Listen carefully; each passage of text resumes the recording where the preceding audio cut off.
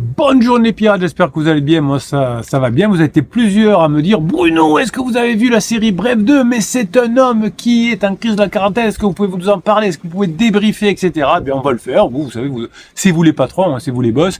Vous avez besoin de comprendre la série Bref 2, hein, elle vient de débuter sur Disney+, elle fait suite à la série Bref 1 qu'il y avait une quinzaine d'années qui était sur Canal+ à l'époque. Elle a marqué sa génération, et donc effectivement l'acteur principal qu'on appelle le jeu, il s'appelle le jeu, hein, on ne sait pas comment il s'appelle, il dit tout le temps jeu, eh bien il a vieilli et maintenant il va être dans une situation, si on analyse bien, qui serait post-couple. Alors lui il n'a pas eu de relation longue, mais quand vous regardez le personnage de Bref 2, finalement, vous imaginez que ce serait quelqu'un qui aurait vécu une vie longue, qui aurait divorcé, qui se serait séparé, de son point de vue, hein, c'est à cause de moi qu'on s'est séparé, et qui serait aujourd'hui au fond du seau. Donc si votre conjoint se sépare, si vous ne faites pas ce qu'il faut, que vous allez jusqu'à la séparation, eh bien vous aurez votre conjoint qui risque de se retrouver comme cette personne. Alors on va se plonger au cœur de cette œuvre qui en apparence est légère, elle est pleine d'humour, hein. Moi j'adore parce que c'est plein d'humour,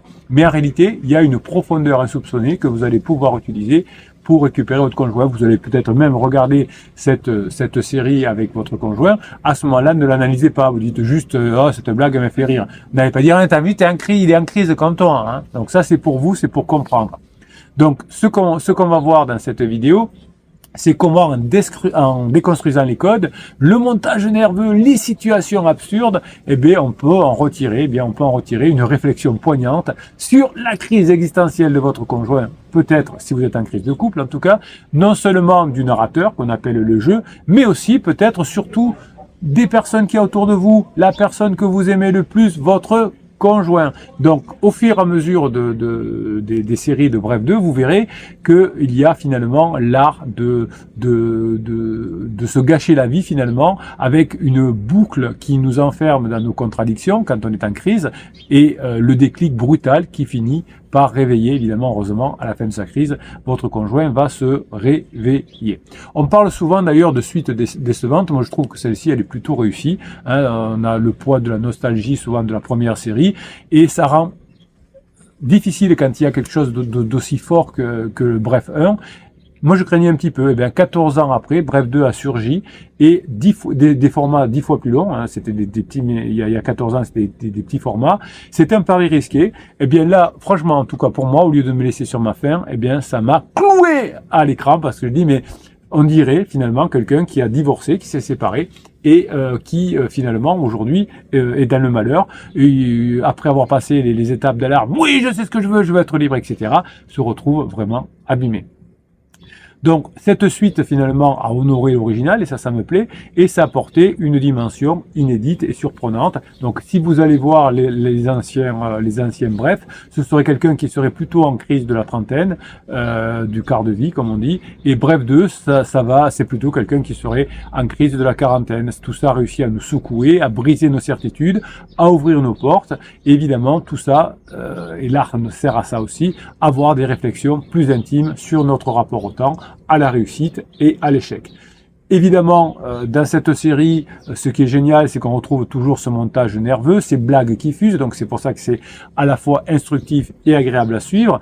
Et il y a finalement quelque chose en plus, cette tension de la vie qui va vous rappeler la tension de votre conjoint, cette intimité qui semble être dans votre couple, eh bien ces répliques-là, vous pourriez les avoir. En tout cas, vous allez ensuite, quand vous aurez vu cette série, vous allez voir votre conjoint différemment, puisque vous aurez des répliques de Bref 2 qui pourraient être prononcées par votre conjoint. Alors, il y a un contraste, hein, c'est agréable, il y a un rire facile, mais aussi il y a le choc émotionnel pour vous, parce que ça va vous rappeler beaucoup de choses, cet humour que vous vivez avec en regardant cette série, et pour prétexte de bien comprendre la crise existentielle de votre conjoint. Voilà. Donc, vous allez pouvoir réfléchir avec cette série, Bref 2, sur vos propres attentes aussi, sur la relation, comment vous voulez vivre la relation une fois que votre conjoint aura terminé sa crise.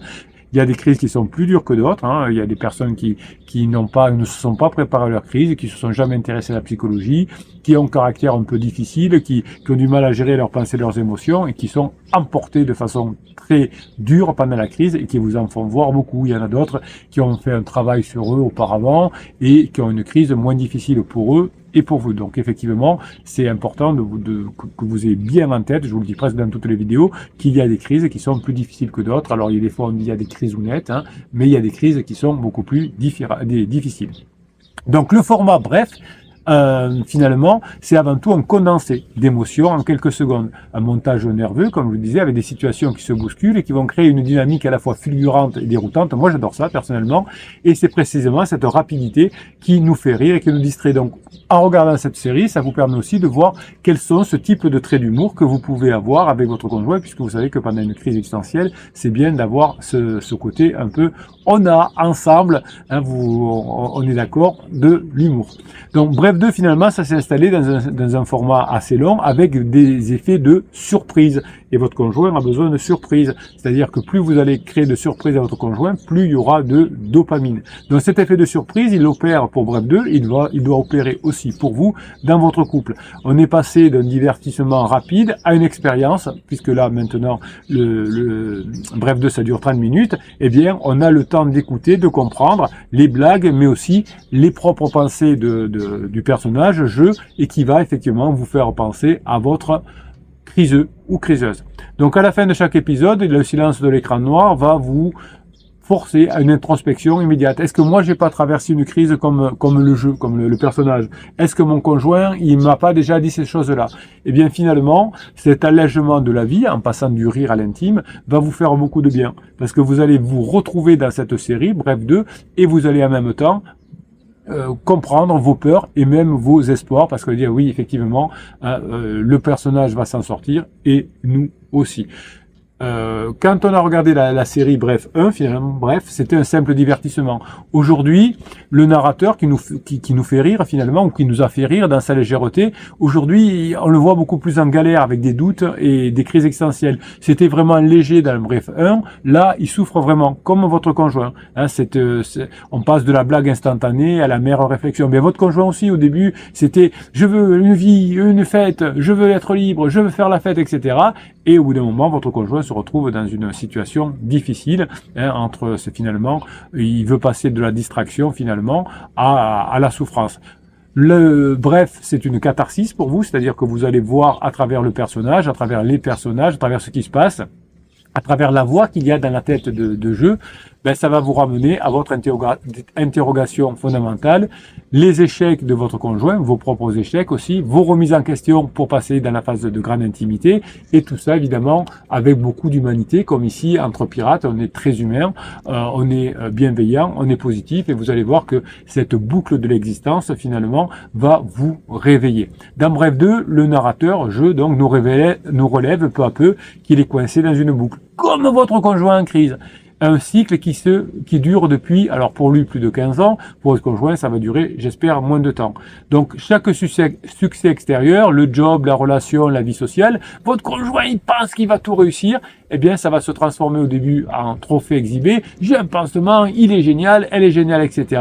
Et puis derrière cette façade, évidemment, comme pour le personnage de Bref 2, la réalité, elle est tout autre. C'est un peu comme si finalement votre conjoint tentait de cacher ses failles derrière une succession de réussites, et évidemment, ces réussites, elles sont superficielles.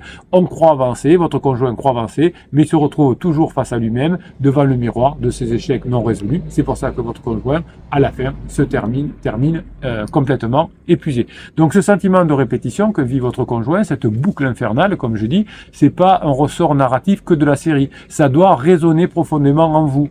Combien d'entre vous ont leur conjoint finalement qui se convainc de tout va bien, mais non, mais tout va bien, hein, et alors que votre conjoint est bloqué dans le schéma de la crise existentielle.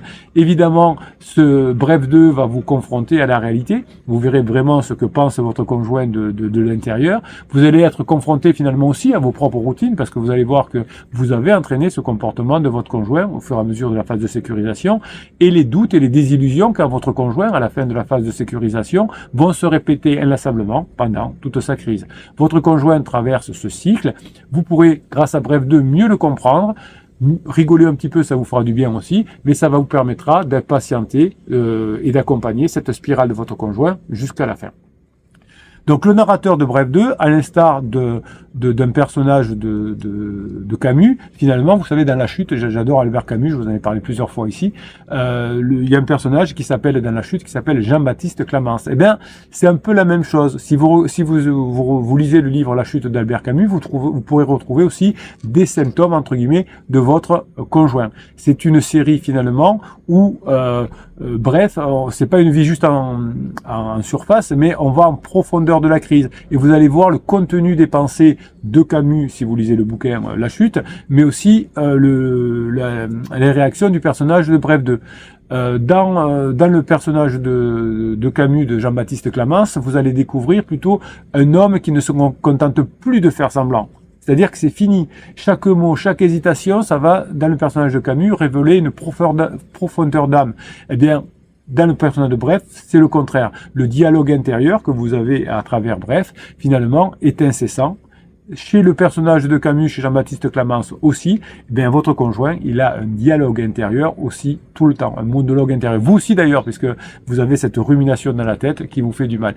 Donc le reflet incessant de ce monologue dans votre tête, c'est le reflet d'une lutte entre l'image que l'on veut projeter et la réalité qui se cache derrière. C'est pour ça que votre conjoint vous paraît extrêmement fake, parce qu'il y a une différence entre la façade et ce qu'il y a à l'intérieur. Donc si on compare le style narratif d'ailleurs de Bref 2 et celui du bouquin de Camus La Chute, vous verrez que de toute façon, dans les deux cas, il y a une volonté de mettre en scène l'homme derrière le masque. Il faut comprendre que derrière le masque de votre conjoint en crise, il y a un homme ou une femme qui souffre. Ce n'est pas la réussite extérieure qui importe, c'est bien la capacité à affronter ses doutes, à écouter cette voix intérieure, souvent étouffée par le bruit ambiant. Votre conjoint finit par s'asphyxier, votre conjoint finit par exploser et devenir complètement épuisé. Bien vous avez par l'effet miroir aussi, vous pouvez avoir de temps en temps des doutes aussi. Heureusement que vous êtes tombé sur la team des pirates, sinon, comme d'autres personnes, vous auriez pu vous séparer. Donc finalement, vous pouvez aussi, suite à Camus ou suite à Bref 2, vous poser vous-même cette petite question. Quelle est cette petite voix en moi qui me rappelle mes erreurs ? Comment, en regardant Bref 2, comment en relisant Camus, vous pouvez commencer à accepter que votre vulnérabilité, parce que tout le monde fait des erreurs, surtout le capitaine, c'est peut-être la clé pour vous reconstruire. Cette faiblesse que vous avez ressentie au moment du début de la crise, c'est ce qui va faire que vous allez être beaucoup moins vulnérable plus tard. Tout le récit de Bref 2, vous le regarderez avec un œil nouveau, va vous amener à un moment décisif. Évidemment, je ne vais pas vous spoiler la fin. Ce déclic brutal vient bouleverser l'équilibre précaire du narrateur. Eh bien, c'est pareil pour votre conjoint. Il y aura à un moment donné ce que j'appelle un point d'inflexion, un déclic brutal, qui fera que si vous avez fait ce qu'il faut avant, c'est-à-dire que si vous vous êtes rapproché de votre conjoint, si votre conjoint a vu que vous avez changé, au moment de ce déclic brutal, de ce point d'inflexion, votre conjoint va commencer à revenir. Donc ce réflexe, ce point d'inflexion, comme le déclic dans la série de Bref 2, je vous laisse le découvrir, eh bien, c'est pas un événement spectaculaire, c'est l'accumulation de petites choses. C'est l'accumulation de bons moments passés avec votre conjoint, de petites réussites avec votre conjoint, de promesses finalement que vous avez tenues et qui sont arrivées, c'est-à-dire des bons moments passés ensemble, cette relation qui s'améliore, qui vont faire qu'on a atteint un point de rupture avec la séparation, avec la crise, et que vous allez vous rapprocher. C'est l'inverse, c'est au contraire des promesses non tenues, des relations éphémères qui étaient un peu tristes, de la lourdeur qui ont entraîné un premier point d'inflexion, qui ont entraîné une crise de couple. Imaginez une goutte d'eau supplémentaire dans un vase déjà plein, eh bien ce petit détail, une fois arrivé, va tout changer. Donc si vous avez passé des bons moments avant votre conjoint, eh bien ça va tout changer positivement. Si vous n'avez pas mis en place avant le point d'inflexion tout ce qu'il faut, c'est-à-dire que votre conjoint ait constaté que vous échangez, que maintenant vous passez des bons moments ensemble, eh bien vous vous éloignerez encore plus. Mais je compte sur vous, pendant toute la phase plateau notamment, vous allez faire ce qu'il faut, même si parfois c'est lourd et c'est pénible. Donc, dans Déclic, évidemment, il y aura aussi, dans Bref, il y aura ce déclic aussi. Je vous le spoile pas, ça peut être un regard, ça peut être une rencontre, ça peut être un succès inattendu, ça peut être une ancienne relation qui... Je vous spoile pas, mais il y a, vous verrez, un point d'inflexion, et c'est par le biais finalement de ce point d'inflexion, ce point de rupture, que le narrateur va prendre conscience de son propre vide intérieur, et votre conjoint, de la même façon, par quelque chose qui va se passer, par exemple une remarque désobligeante de pansement, qui fera que dire mais ce pansement est tout pourri, et mon conjoint qui a beaucoup changé. Maintenant, c'est lui que je veux. Eh bien, cette dynamique, elle va se répercuter également dans votre vie personnelle, dans la crise existentielle de votre conjoint qui s'est transformée en crise de couple. Donc, ce point d'inflexion que vous allez préparer, qui va faire que vous allez vous rapprocher, ce sera le même que vit le personnage de Bref, ou qui est aussi bien dépeint dans La chute de Camus. Donc, finalement, beaucoup de pirates se sont retrouvés à attendre que l'autre change sans vraiment changer soi-même. Et quand le conjoint est passé en point d'inflexion, eh bien, le conjoint a continué à s'éloigner parce que on n'avait pas fait ce qu'il fallait à ce moment-là, à cette époque-là. Eh bien, vous êtes des pirates, vous allez le faire, et ce que vous allez mettre en place, ça va non pas juste créer un manque chez votre conjoint, parce que ça c'est de la manipulation pour des personnes qui sont juste en lune de miel. Eh bien aujourd'hui, votre conjoint va se confronter grâce à vous à la réalité, il va voir que toute la réalité qu'il avait imaginée, le pansement génial, etc., ça n'existe pas, sa solitude intérieure est bien présente, et la seule personne qui le comprend, c'est vous. Donc comme dans Bref, vous allez pouvoir finalement contrecarrer la fuite de votre conjoint, le masque va tomber, la descente aux enfers de votre conjoint, vous allez la vivre avec la phase d'épuisement, et après ce déclic qui va entraîner l'effondrement, vous verrez que d'ailleurs le narrateur à ce moment-là se retrouvera face à lui-même, eh bien la façade de succès avec votre conjoint comme le narrateur de Bref, tout ça va s'effriter, la descente aux enfers va se produire, évidemment il va y avoir une inévitable confrontation avec sa propre vérité. L'avantage de l'art, c'est que ça vient confronter tout ce que je vous explique ici dans ces vidéos depuis des années avec les neurosciences. L'art vient confronter, comme les chercheurs en neurosciences, ce que je vous raconte. Et donc, quand on sait que l'art dit la même chose, les religions, la science et le bon sens, et bien sûr d'être normal. Vous verrez que cette fuite finalement de votre conjoint va se terminer dans l'errance, dans la souffrance, et évidemment la douleur finalement de votre conjoint va trouver fin, va mener la fin de sa crise, la fin de la crise du couple et le rapprochement vers la phase 4. Évidemment, le poids du regard intérieur sera terrible chez votre conjoint, qui aura honte pendant un moment, qui dira « je ne sais pas si tu me mérites, je ne sais pas si tu pourras me pardonner », ils disent tous à peu près les mêmes choses, et finalement votre conjoint aura vu la vitrine de ses réussites s'effondrer, laisser place à un vice abyssal, et c'est vous qui serez là pour récupérer votre conjoint, que vous récupérerez d'ailleurs en miettes, comme on dit. Voilà, donc je vous laisse aller voir le catalogue des formations en descriptif de cette vidéo. Il y a 270 formations, il y a 6 types de coaching. Vous avez même droit, en cliquant sur le descriptif de cette vidéo, sur le affiché plus, vous aurez droit même à une formation gratuite. Allez voir Bref 2 aussi, ça vous donnera la grinta pour mettre en application les formations. On se retrouve aussi à 12h30 sur des lives où je réponds à vos questions, vous discutez avec d'autres pirates, vous pourrez discuter de Bref 2 si vous le voulez aussi. Bref, vous avez tout ce qu'il vous faut ici pour passer la crise de couple. Toutes les crises de couple se déroulent de la même façon. Il y a des crises plus dures que d'autres. Ben vous, mes pirates adorés, vous allez, même si votre conjoint est en crise difficile, vous allez avoir tous les outils pour y arriver et je ne vous laisserai pas tomber et les autres pirates non plus. Merci pour ce que vous êtes, mes pirates adorés. Je vous kiffe et je vous kiffe grave. Passez la journée que vous méritez. On se retrouve toute la journée sur des vidéos courtes et sur des textes, sur notamment Telegram. Vous pouvez y accéder aussi sur le descriptif de cette vidéo. Et bien sûr, on se retrouve à 12h30 pour un nouveau live. On va se régaler.